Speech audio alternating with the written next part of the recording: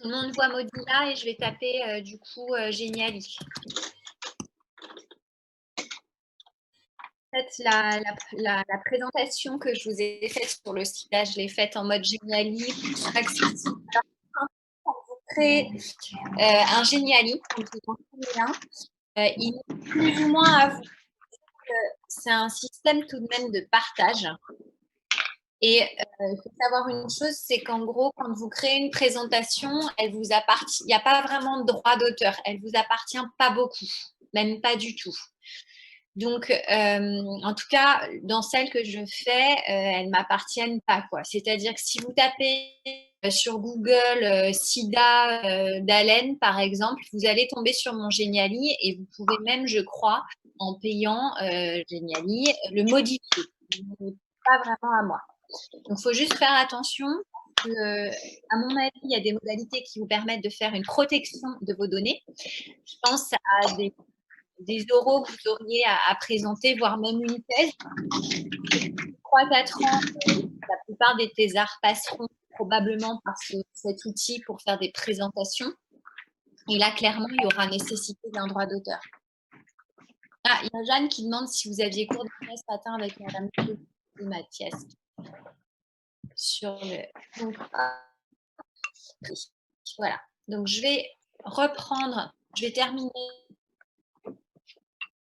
Techniquement, ça fonctionnait pas. Madame Trumeau, elle fait cours avec quoi? Avec Big Blue Button, avec Zoom. Il y avait un bug aussi de connexion. Elle utilise BB Collab. Oui. Et ça fonctionnait bien ce matin? Oui, ça marche bien. Ok. Bon. Donc, je vais revenir. On avait vu ensemble mercredi les grands points. Oui. On ne l'a pas regardé d'ailleurs, ce truc-là. Le VIH, comment se transmet-il? Donc là, je vous ai repris une archive de l'INA, l'Institut national audiovisuel, qui avait un peu fait le buzz à l'époque. Alors, il faut comprendre ça, c'était en 94, je crois, Clémentine Sévarier qui embrasse sur la bouche un séropositif. C'était à l'époque où tous les ans, on avait le site d'action. En 1994, il n'y avait pas les réseaux sociaux, il n'y avait pas Internet. Donc, l'outil de com restait quand même pratiquement exclusivement les journaux et la télévision. Le site d'action, c'était un petit peu, si j'ose dire, comme les France. Tous les ans, on avait cette soirée où il y avait de la prévention, ce qui était le sida, etc. Maintenant, on en parle beaucoup moins. Et donc, je vous ai mis le... Hop, ça, c'est connu. Ça a marqué...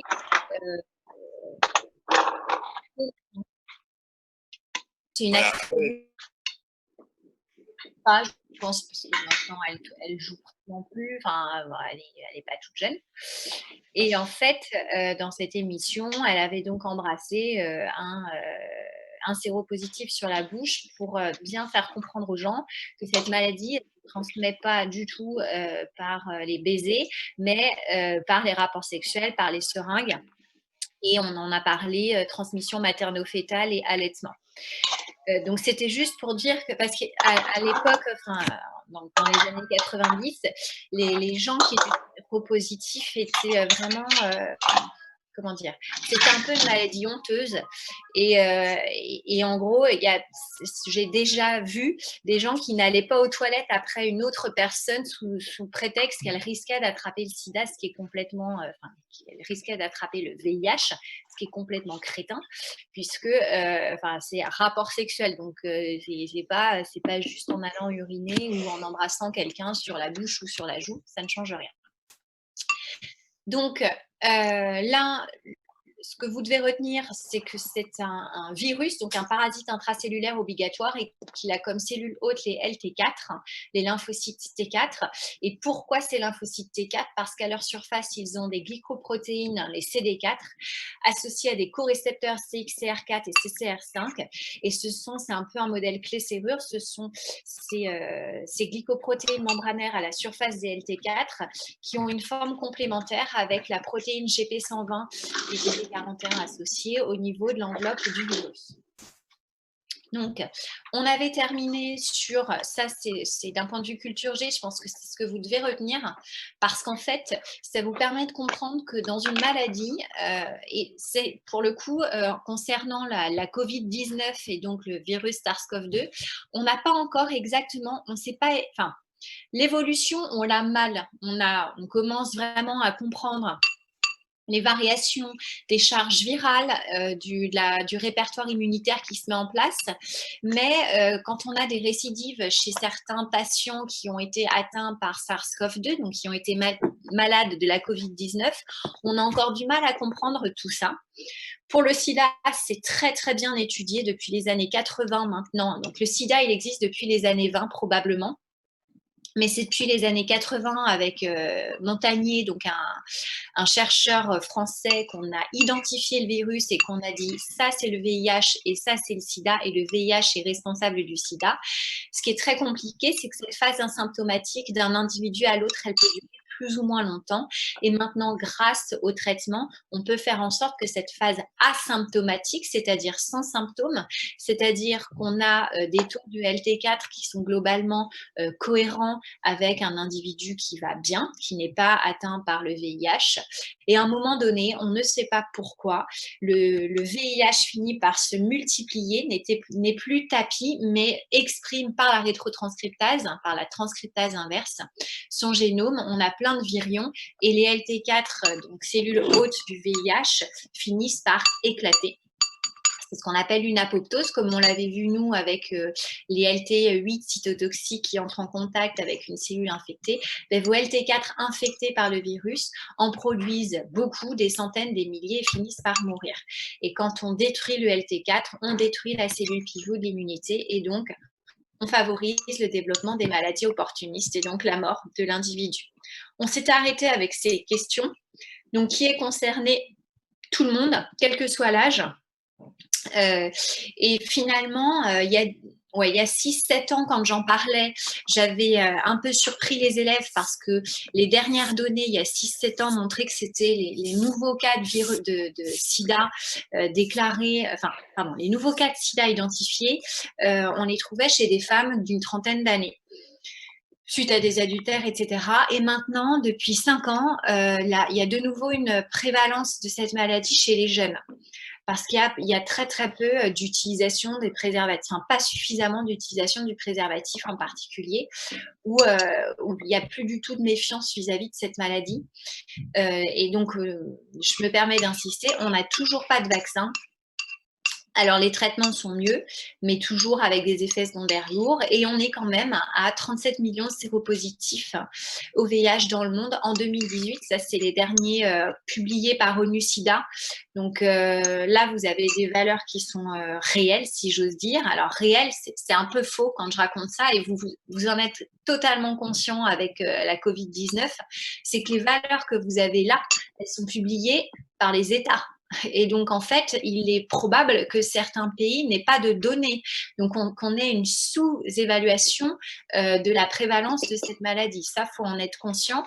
Toutes les données auxquelles on a accès, il faut comprendre que pour avoir des chiffres, il faut avoir des gens qui fassent des mesures. Et donc, si vous n'avez pas de gens qui font des mesures en Asie ou en Afrique en particulier, pour des raisons politiques, pour des raisons économiques, eh bien, vous êtes dans une sous-estimation de la maladie.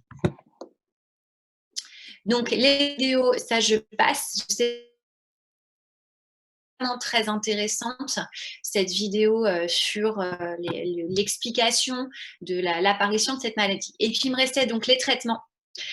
Alors, l'objectif 2020, ça y est, on y est, c'est 90, 90, 90, c'est pas des mensurations, c'est 90%, hop, de gens, en fait. L'objectif que se sont fixés les associations, les ONG, donc ONU-SIDA, AIDS, etc., c'est 90% des personnes atteintes savent qu'elles sont malades. Ça, c'est énorme, en fait, parce que quand vous savez que vous êtes séropositif, vous devez changer de comportement. D'une, vous devez avoir un accès aux soins, et deux, si vous êtes quelqu'un qui utilisait des drogues, par exemple, il est une évidence que vous n'échangerez pas vos seringues.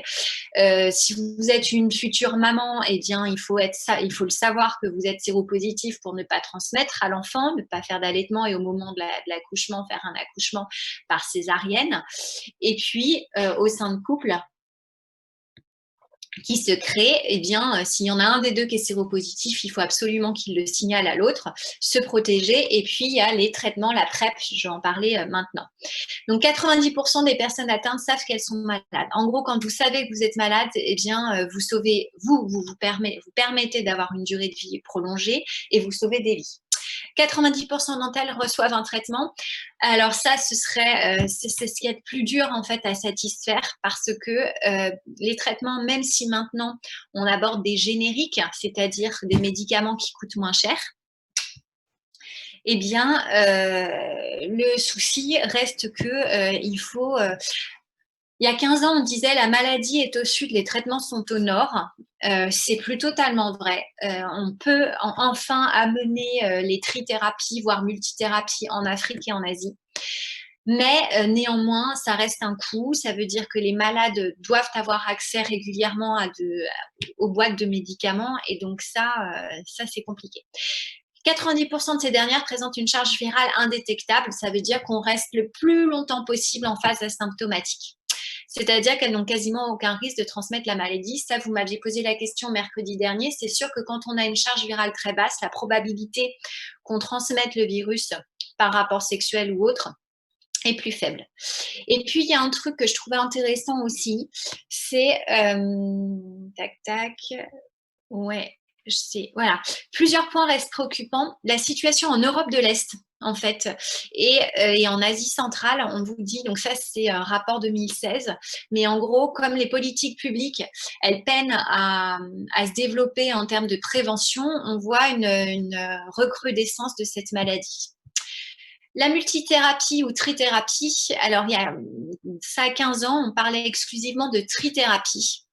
En fait, c'était 3 médicaments qui avait une axe ciblée à 3 endroits du cycle de réplication. Alors, quand vous maîtrisez l'immuno et que vous maîtrisez le fonctionnement d'un virus, eh bien, j'ai envie de dire, et que vous avez envie de fabriquer des vaccins, si votre objectif dans la vie, c'est de trouver des traitements, des choses comme ça, eh bien, le mieux pour détruire un ennemi, c'est de le connaître, de comprendre les différentes phases de son développement. Quand vous savez qu'un virus, ça doit se fixer, qu'une fois qu'il s'est fixé, ça doit fusionner membrane à membrane, qu'une fois que ça a fusionné, ça libère son contenu, ici de l'ARN, qui doit être rétrotranscrit, puis l'ADN doit rentrer dans le noyau et être intégré au génome, puis enfin, ce génome viral intégré dans le génome hôte doit être de nouveau transcrit en ARN messager puis traduit en protéines, eh bien, il suffit de trouver à différents endroits de ce cycle de réplication du virus, eh bien, des inhibiteurs.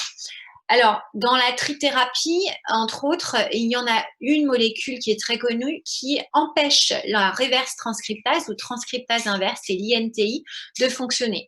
Donc ça faisait partie, il y a très très longtemps, dans les premiers médicaments mis en place pour ralentir le virus, c'était utiliser un inhibiteur de l'INTI, donc l'inverse transcriptase, inhibiteur de la transcriptase inverse.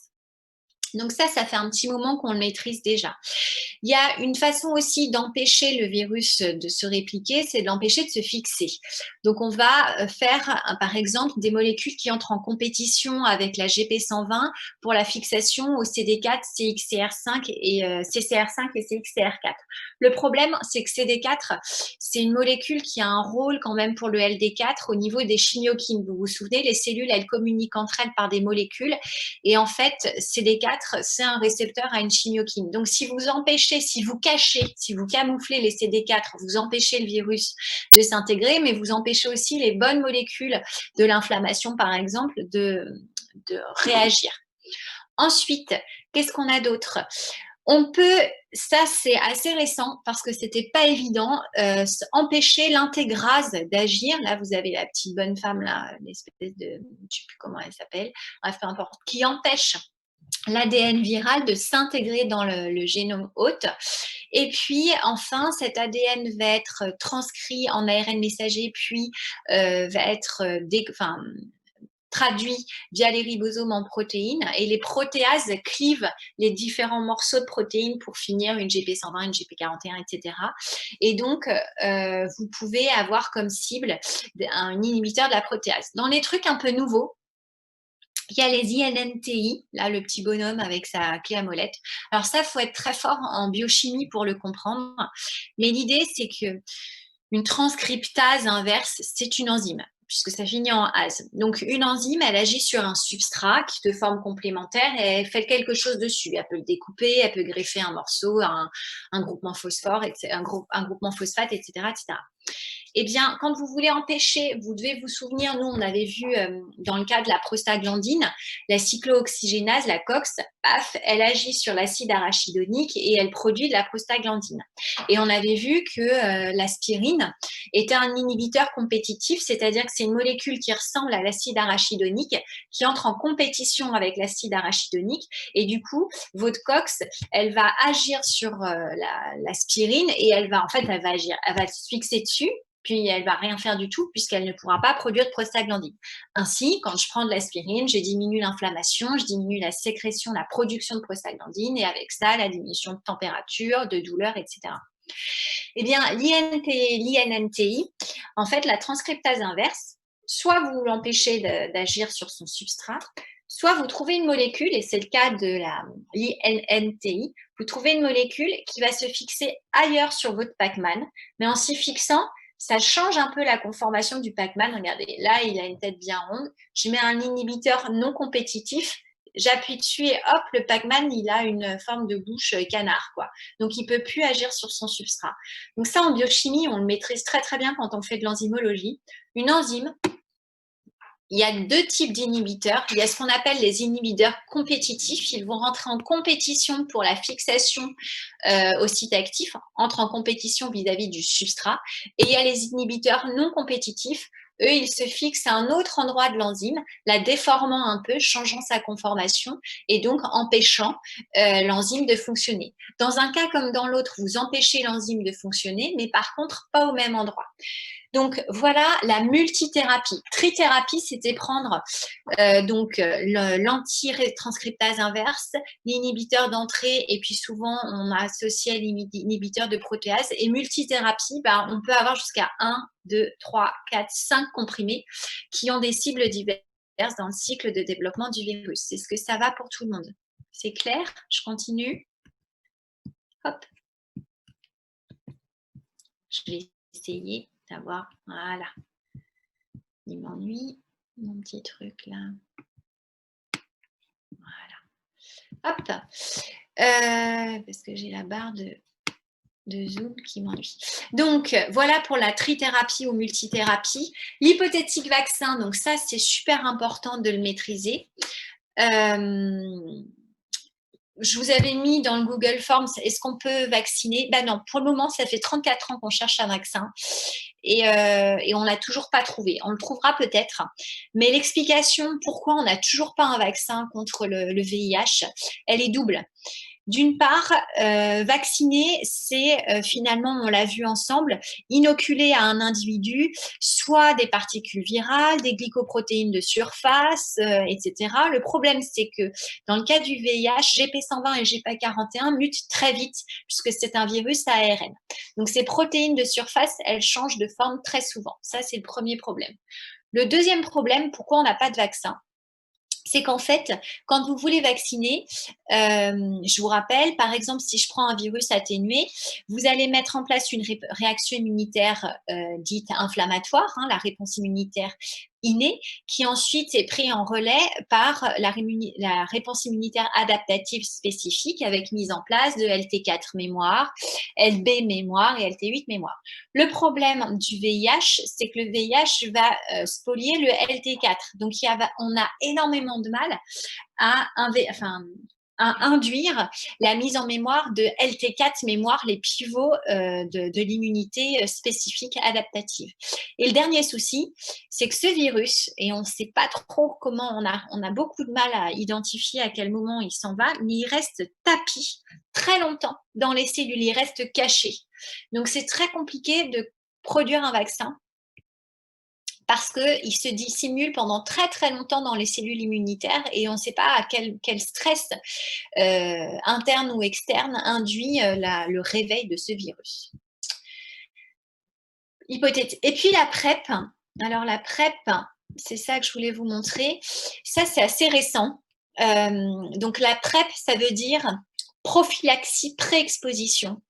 C'est un médicament, c'est un ensemble de gélules qu'on propose à des personnes à risque. Alors, c'est quoi une personne à risque? Par exemple, un toxicomane, il est à risque en termes de développement du VIH. Et donc, on lui propose ce traitement-là qui empêche, alors c'est contraignant, il faut le prendre tous les jours, mais qui empêche, si jamais il est au contact du VIH, qui empêche le VIH de se développer. Au sein de couples, s'il y en a un qui est séropositif, de couple stable, on peut éventuellement proposer une PrEP. Et puis, je vous en avais parlé, pour les personnes, les prostituées qui travaillent dans le milieu du sexe, on propose une PrEP aussi, ce qui permet à ces prostituées d'éviter de tomber malades. Et donc, en ne contractant pas le VIH, elles ne le transmettent pas non plus. Voilà, pour la PrEP. Donc là, je vous ai mis toutes les ressources qui m'ont permis de construire ce diaporama.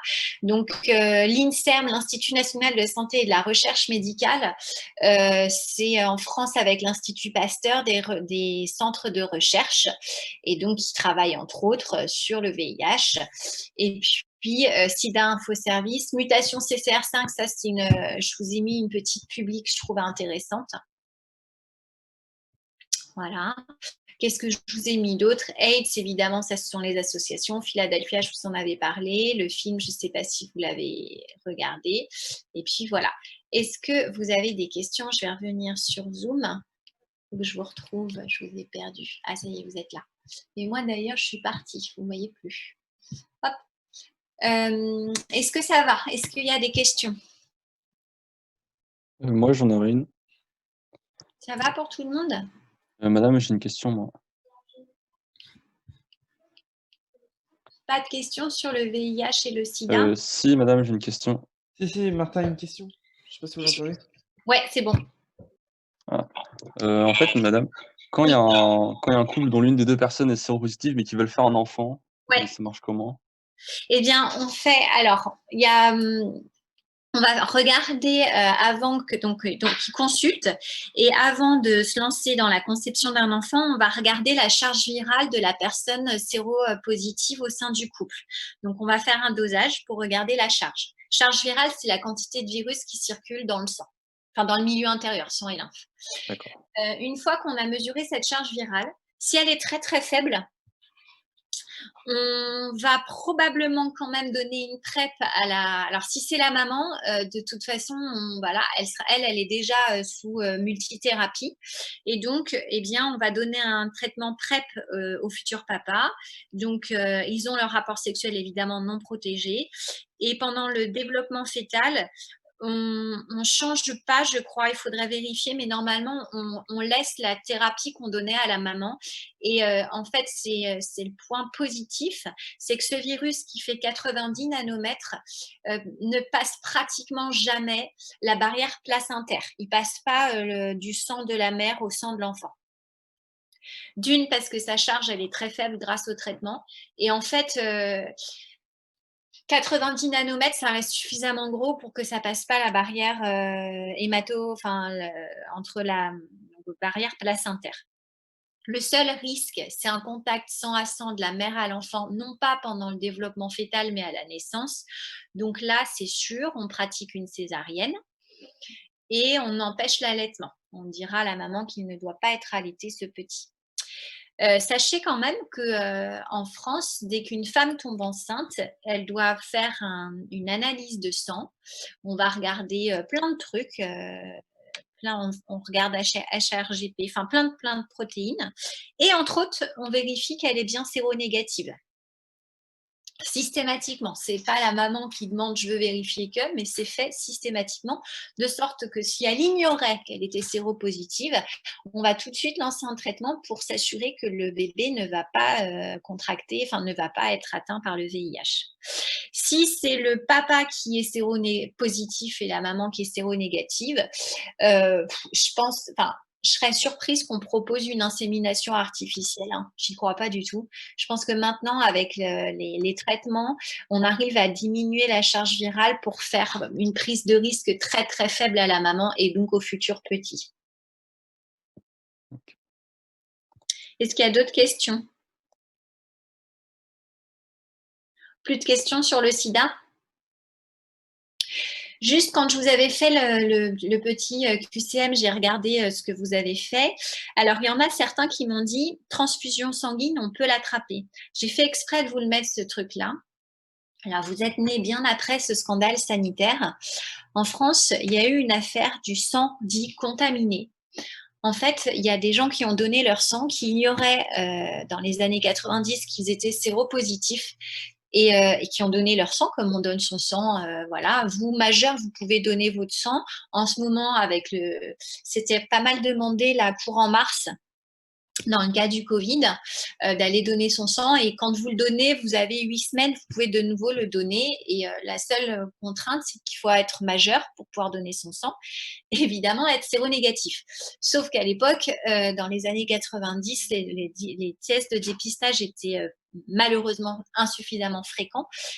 Et donc, certaines personnes, non pas malveillantes, hein, ont donné leur sang alors qu'elles étaient séropositives et ces sangs ont servi évidemment à des transfusions pour des patients, quel que soit l'âge, hein, des petits garçons hémophiles par exemple, parce que il y en a dans le scandale sanitaire que ça induit, il y a eu des jeunes enfants en fait qui ont été transfusés avec du sang séropositif. Donc, c'est ce qu'on a appelé l'affaire du sang contaminé. Ça a mis un sacré coup au laboratoire français du sang, le LFB, du plasma. Maintenant, évidemment, que dès que vous donnez votre sang, juste après, un test est fait pour vérifier que votre sang ne contient pas le VIH, hein, évidemment. Donc vous pouvez donner votre sang. De toute façon, vous savez que vous êtes séronégatif. Et puis, si vous l'ignorez, de toute manière, votre sang, en fait, il faut un test. Et quand la première fois, je crois que la première fois qu'on donne son sang, le don du sang vous envoie un petit papier vous remerciant d'avoir donné votre sang et en même temps, il vous certifie le fait que vous êtes séronégatif. Donc, heureusement, maintenant, quand on se fait transfuser, le sang qu'on récupère parce qu'on a été très malade, on a eu une hémorragie ou autre, il est sans VIH, hein, soyez rassurés là-dessus.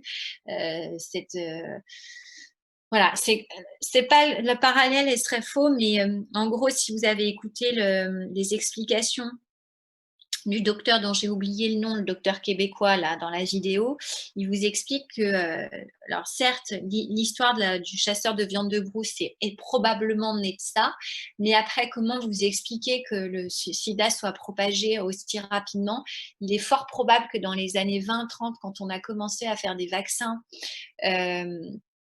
vers Brazzaville ou autre. Il faut comprendre qu'un virus, c'est début du XXe siècle hein, qu'on sait ce que c'est. En gros, Pasteur vous met en évidence, fin du 19e, l'absence de génération spontanée, mais il travaille sur des levures, voire sur des bactéries. Donc, un truc microscopique. Le virus, il a fallu attendre l'utilisation de filtres en porcelaine pour se dire ah mais là j'ai beau avoir des trous, des pores très très petits, il y a quand même un truc qui passe qui est nanométrique et ce truc il est capable d'induire des modifications dans du vivant. Donc ce truc je vais l'appeler virus et je vais accepter qu'il y a des choses vivantes en dessous du micromètre, c'est-à-dire avec des tailles nanométriques. Et donc, quand vous comprenez ça, vous comprenez pourquoi, même dans les années 20, quand on commence à faire des traitements vaccins ou autres, eh bien, on a la bêtise, parce qu'on l'ignorait, de réutiliser des seringues d'un individu à l'autre. On fait évidemment plus ça du tout. On ne les passe pas à l'autoclave en se disant, allez, on va les mettre à chauffer à plus de 100 degrés, ça va tuer le virus. Non, non, non. Les seringues, elles sont à usage unique, quoi. On les réutilise pas, surtout pas. Et donc, pour terminer là-dessus, ce sera ma petite conclusion sur le virus. Et je me suis un peu fâchée, enfin, je me suis fâchée, non, mais en allant à la pharmacie la dernière fois, je voulais récupérer des masques. Bon, on était censé avoir des masques, peu importe, des masques en tissu. Et la pharmacienne dit ouais, mais ces masques en tissu là, ils sont pas homologués. C'est le mot qui donne un tampon de validité. Ça m'a toujours fait rire, ce mot homologué. Elle me dit mais par contre nous, on en vend des en tissu homologués, etc. Et là, j'ai rien dit. Je suis juste sortie un peu énervée. Qu'on soit bien d'accord, ça c'est du tissu, d'accord. On peut le regarder au microscope, même sans regarder au microscope. Si vous regardez votre t-shirt, vous voyez la maille avec votre œil. C'est-à-dire que votre œil, il est capable d'avoir, il a un pouvoir mince, j'ai déjà oublié tout le vocabulaire. Il est capable de voir 2 points éloignés dans l'espace de l'ordre d'à peu près 0,5 mm, c'est-à-dire 500 micromètres. Quel pouvoir de résolution, voilà, de votre œil. C'est à peu près ça. C'est-à-dire que sur votre règle, vous arrivez à voir les 2 petits traits éloignés d'1 millimètre et vous êtes même capable de voir ceux qui sont entre le petit trait entre les 2 traits du millimètre, donc c'est-à-dire 0,5 mm, c'est-à-dire 500 microns. Donc, si vous voyez, vous, votre tissu, votre masque que vous allez fabriquer en tissu, vous le voyez à l'œil nu, c'est qu'en gros, le pore, le trou qui passe à travers ce tissu, il est de l'ordre de là, allez, 400, 500 micromètres, 300 micromètres. Un virus, c'est nanométrique. Donc, qu'elle me vende son masque à 6,50 € ou que je préfère acheter un autre à 3,40 €, ça reste du tissu. Et le tissu, c'est très bien parce que quand je vais tousser, quand je vais éternuer, le virus qui est dans ma salive, et ma salive, quand je postillonne, enfin vous ressentez le truc, là on n'est plus de l'ordre du nanomètre, quoi. Donc en fait, c'est comme si mon masque, c'est comme quand je tousse dans mon bras, c'est juste que ça va éviter les projections quand je vais éternuer. Et donc c'est juste un acte citoyen, je mets mon masque si je suis proche de personnes à risque, etc. Bon, voilà. Mais en aucun cas, un masque en tissu vendu par la pharmacie machin a une meilleure valeur qu'un masque en tissu d'un autre endroit. Ça reste du tissu. Le tissu, c'est micrométrique. Et encore, je suis sympa, c'est pas nanométrique, quoi. Donc, les masques FFP2 ou autres qu'on réserve aux personnels médicaux, là, évidemment, c'est autre chose. Vous avez effectivement, c'est plus des passoires micrométriques, mais nanométriques. Est-ce que vous comprenez ça? Donc, les masques en tissu, ça va nous donner juste un peu plus on va dire un rôle un peu plus volontaire, si j'ose dire. Allez, je le mets pour montrer, mais bon. Après, voilà, donc voilà, j'ai envie de dire à la pharmacienne, écoutez, je sais ce que c'est qu'un virus, je sais que ça fait 80-90 nanomètres, donc votre masque en tissu, s'il n'est pas mieux ou moins bien que mon autre masque en tissu, clairement. Mais bon. Est-ce que ça va? Est-ce qu'il y a d'autres questions? Il n'y a pas de questions? Non? Je ne suis pas sûre de vous entendre. Alors, est-ce qu'en euros, vous avez des questions? Parce que j'avais préparé des choses, évidemment, avec mon bug de ce matin, je n'ai pas pu faire ce que je voulais. Est-ce que vous avez des questions là? Est-ce que vous voudriez que je réponde à des questions en neurologie? Je ne vous entends pas. C'est peut-être que personne ne parle. Non, c'est bon. Non? Ça va. Alors, comme j'aime bien, donc on laissera la parole à Martial avec sa guitare pour terminer quand même. On a commencé avec un truc sympa, on va finir avec un truc sympa. Je veux juste, parce que j'aime bien finir un truc, on va dire proprement, et là, j'ai pas aimé ma matinée, la façon dont ça s'est... tac, Solal. Ah, il y a Solal qui envoie un truc, mais je suis pas sûre que ce soit pour moi. Quiz. Hop. Oui, j'ai vu le message de Madame Toulagian au travers du message d'Alan. Il faut que je l'appelle parce que les élèves concernés par d'éventuels oraux de rattrapage,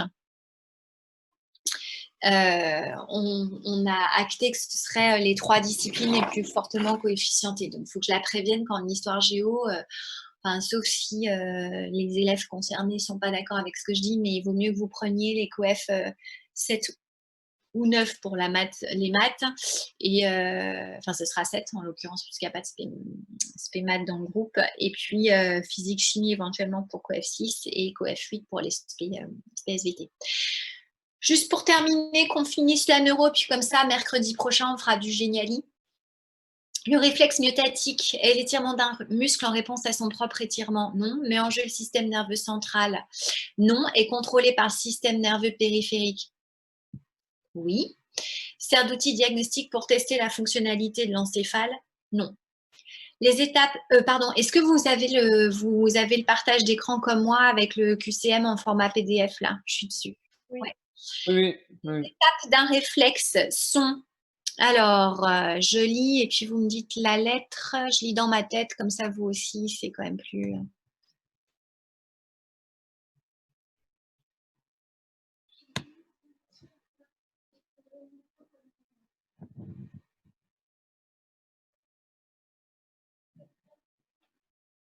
Qu'est-ce que vous proposez comme lettre?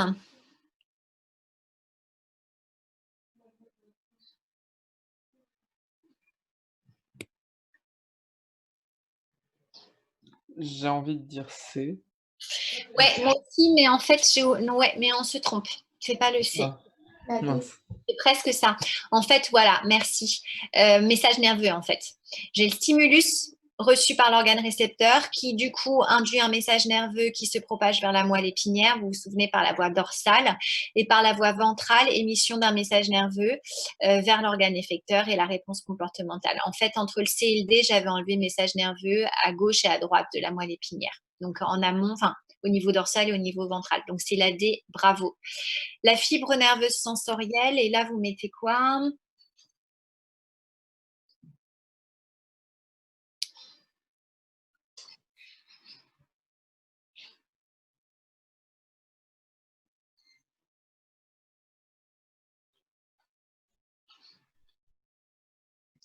Là, c'est... Alors, c'est une dendrite, bravo. Dendrite, le message nerveux, il est centripète, il va vers le corps cellulaire qui est au niveau du ganglion rachidien dorsal. Donc, je suis d'accord, 3C. Et je mettrai aussi la A. Cette fibre sensorielle, elle est en contact avec des fibres musculaires modifiées en forme de fuseau. Je ne sais pas si vous vous souvenez, on appelle ça le fuseau neuromusculaire. Donc, A et C, très bien. 4, le motoneurone.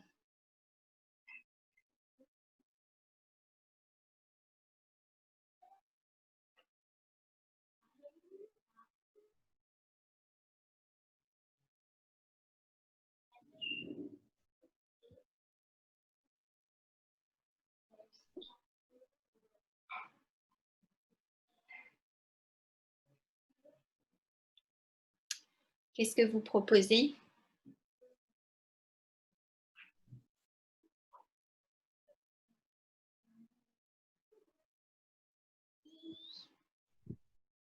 Vous voyez pas? Bah, moi, j'aurais dit la B. Alors, vous auriez dit la B. Présente un corps cellulaire en T. Les corps cellulaires en T, c'est pour les neurones sensoriels. Donc, c'est pas la B. C'est la... Eh bien, c'est la D. Présente un corps cellulaire en étoile, étoilé dans la substance grise de la moelle épinière. Ça va, ça? 5. Le circuit neuronique du réflexe myotatique est un circuit monosynaptique, oui. Donc la A, et est-ce qu'on en coche d'autres? La B présente une synapse neuroneuronique, ça c'est au niveau de la moelle épinière dans la substance grise, et une synapse neuromusculaire au niveau de la plaque motrice. Donc la B aussi. Présente une synapse inhibitrice entre le neurosensitif et le motoneurone, non. Fait intervenir 2 neurones ayant chacun un très long axone. Il y a bien 2 neurones, mais le très long axone, c'est uniquement vrai pour le motoneurone, pas pour le neurone sensoriel. Donc 5, c'était A et B. 6, le potentiel de repos, dites-moi laquelle ou lesquels. La D. Bravo. Une DDP, différence de potentiel de moins 70 millivolts. Bravo. Il fallait se souvenir que c'était des millivolts et pas des volts. Quant au chargé positivement, c'est à l'extérieur qu'il y a le plus et à l'intérieur qu'il y a le moins, en termes de charge relative. Un PA, un potentiel d'action, 7.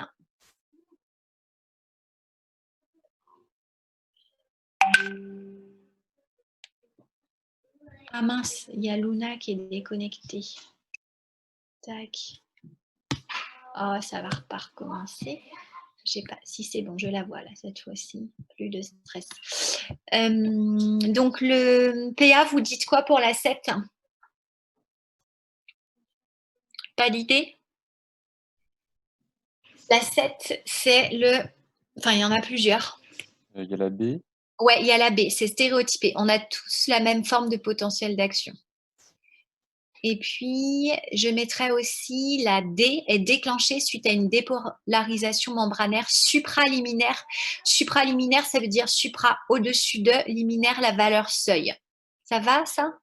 En gros, il faut que j'arrive à dépolariser suffisamment ma membrane pour qu'un PA se mette en place. 8. Le codage du message nerveux. Allez, courage, on a presque fini cette séance. Qu'est-ce qu'on met? Alors, le codage du message nerveux, je mettrais la A, est en concentration neuromédiateur dans l'espace intersynaptique, ça je suis d'accord. Je mettrais la B, le codage c'est en fréquence de PA le long d'une fibre. Est-ce que la C c'est juste, est en amplitude dans le cas d'un potentiel global? Oui, je mettrais aussi la C. Est en amplitude de PA? Non. Donc je mettrais ABC pour le 8. 9. L'acétylcholine.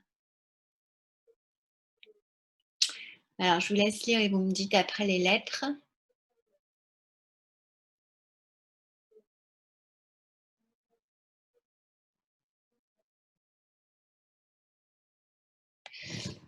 La A. Alors, la A, bravo, est libérée par exocytose des vésicules présynaptiques, ça c'est très bien. Pas la B, parce qu'en fait, elle se fixe bien sur des récepteurs de forme complémentaire, mais elle induit leur ouverture, mais pas un flux d'ion K+. Si vous vous souvenez, elle est méchante, cette question. Elle induit un flux d'ion Na+, et donc une dépolarisation, une inversion, en fait. J'étais moins à l'intérieur plus, et je vais passer plus à l'intérieur et moins à l'extérieur. Est libérée par exocytose des vésicules post, non. Présente des molécules agonistes comme la nicotine et antagonistes, oui. Le curare s'oppose à l'effet de l'acétylcholine, d'où l'effet paralysant, alors que la nicotine, elle favorise, en fait, elle a un effet identique à l'acétylcholine, d'où un effet plutôt relaxant. Est utilisé comme du relaxant? Non. Donc l'acétylcholine, le 9, j'aurais mis la A, effectivement, comme vous, et la D aussi. Allez, les deux dernières, la 10.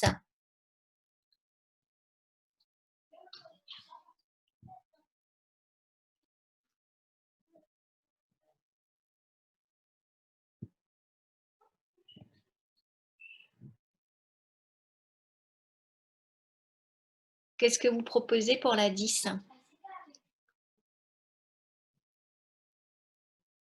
La C. Il est capable d'une sommation spatiale et temporelle de ces nombreuses dendrites, je suis d'accord. J'en mettrai d'autres aussi. La D. La D, il est en contact de synapses excitatrices et inhibitrices, d'où la sommation spatiale et temporelle.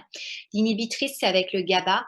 Et on peut même mettre la B, il reçoit à un instant T, donc ça, ce serait une sommation spatiale, de nombreux messages nerveux au niveau de ces dendrites. Je reçois par les dendrites, j'envoie par l'unique axone. La 11, dernière question, la commande volontaire. La D. Est localisée au niveau du cortex pariétal, bravo.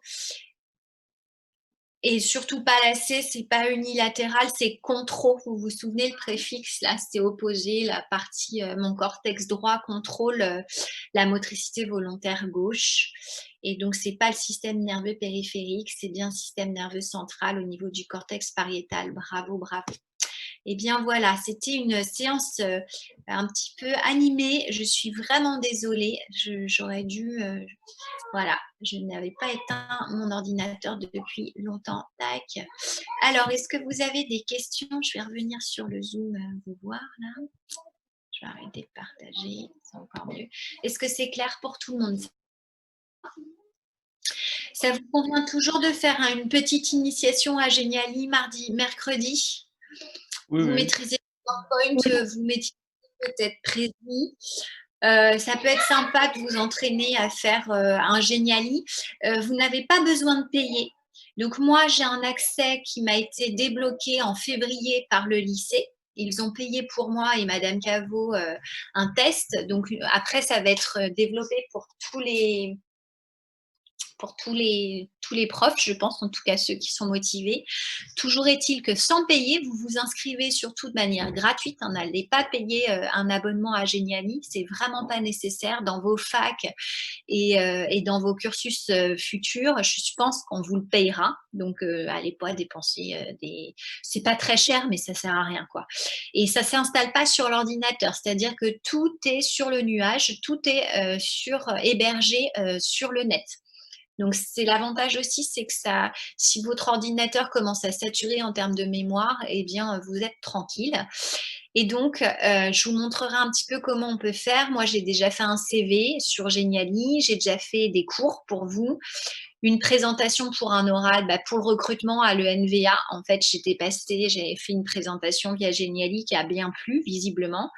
Donc, je vous montrerai un petit peu voilà, c'est un super outil pour faire des présentations, voilà. On peut même faire de la gamification comme un escape game virtuel.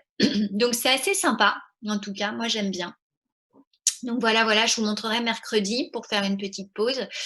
Et puis, j'attends de voir, j'aimerais bien, en plus des 2 heures que je propose pour le soutien, pour les oraux du bac, j'aimerais bien faire 2 heures en réel pour qui veut, sur de la biochimie que j'ai préparée, sur un peu de biocell, enfin des trucs un petit peu plus compliqués que ce que vous avez fait au lycée, pas non plus très, très compliqués, mais l'idée, ce serait de développer un petit peu vos connaissances.